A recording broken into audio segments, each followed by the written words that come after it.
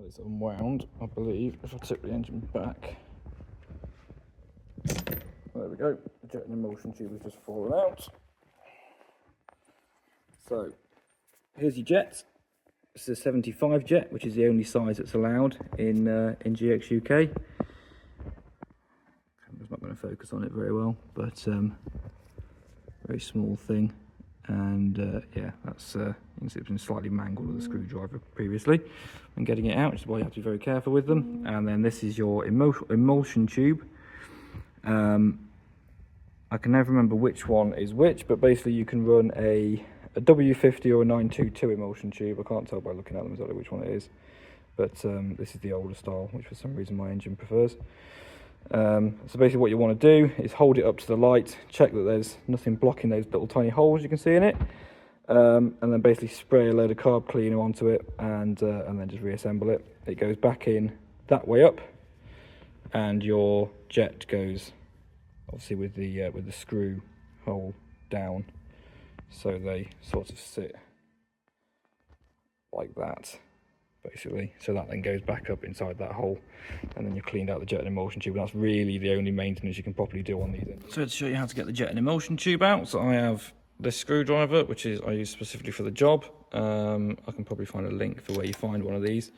Basically you stick the screwdriver up inside it and wind out the jet. If you use a screwdriver too big, you run the risk of scoring that thread on the inside of here and damaging the engine, so it's quite important that you use the right sort of screwdriver for this job. It's quite hard to do this while holding a camera. So coming back from a race weekend, one of the important jobs to do, I've just put this plastic tray in under here. This is actually a potting tray from B&Q, I think. And then 10mm on the bottom of the engine. Quite hard to do one-handed, but just loosen this off. It's best to do it with gloves on because you will get petrol on you. And then take the float bowl off. Ooh. There you go, get rid of that petrol. Basically just check inside there, make sure there's nothing that it shouldn't be in there, which is good. There isn't. I'll put that to one side, remove my tray, then we can tip the engine forwards. So what you'll see when you tip the engine forwards, under the carb there, where we've just taken that bowl off, essentially this is threaded up here, so that's what that screw goes into. Up there is also where your jet and emulsion tube live. I'll show you how to get them out in a second. There's also this black rubber seal that goes around the outside of here. If you nick that seal, or if it falls out or gets damaged or anything like that, then your engine's going to leak fuel out of there. So just make sure that seal is in place before you put the engine back together. One last thing that I do, if you've got this magnetic sump plug, they normally come with a plastic one as standard, but the magnetic ones are quite good. Just pull that out and see basically what's there on the end of the magnet. Nothing too horrendous on there, to be honest. I change my oil always just before race day, so this oil's got another day left in it, but clean that off. There you go, all clean, ready to go back in.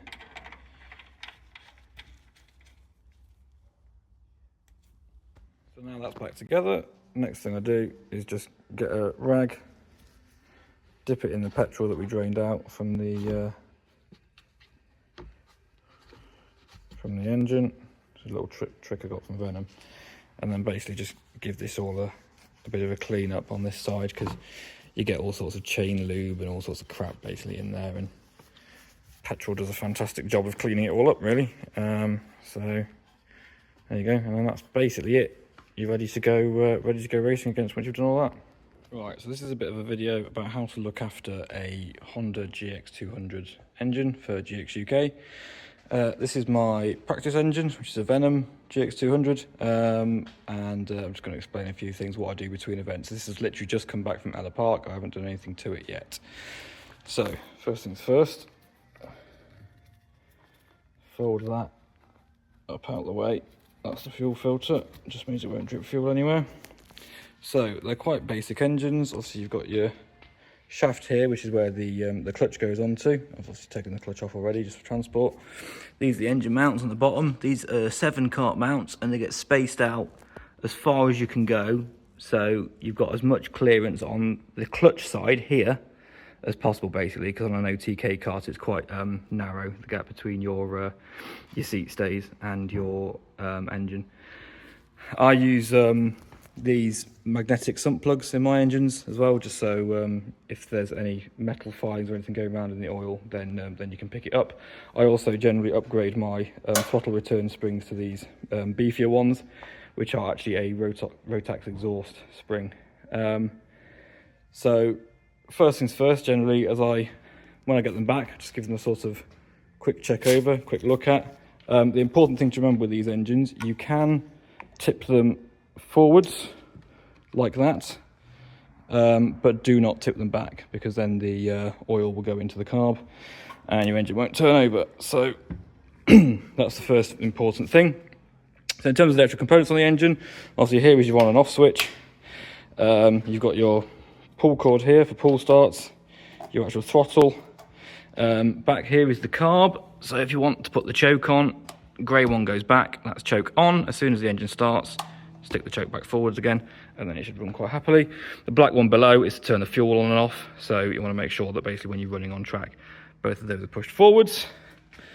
There's the engine seal. That is a gold Access Karting seal, which means that it's an unrestricted GX200, and it was sealed by Monkey Motorsport. In the back here, you've got your idle control screw. So that little crosshead there, you basically get a crosshead screwdriver in there, and you spin it either clockwise or anti-clockwise if you want to adjust the idle speed of the engine. Then up here, you've got your spark plug cap here. So if for any reason your power switch fails, you can just pull the spark plug cap off, and that will stop the engine.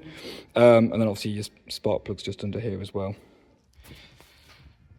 Then moving back round, that's your exhaust heat cover. Make sure whenever you go out on track that you've got all 3 of these screws, because they do like to vibrate out all the time. And yeah, in terms of the basic engine, that's sort of it.